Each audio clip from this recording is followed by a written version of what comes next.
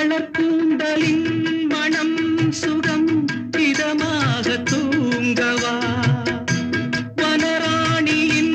இதழ்களில் புதுராகம் பாடவா மடிகொண்ட தேனை மனங்கொள்ள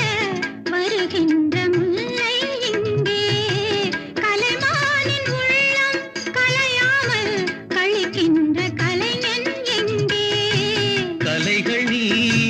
கலைஞன் நான் கவிதைகள் பாடவா ஒரு வானவில் போலே என் வாழ்விலே வந்தாய் உன் பார்வையால் என்னை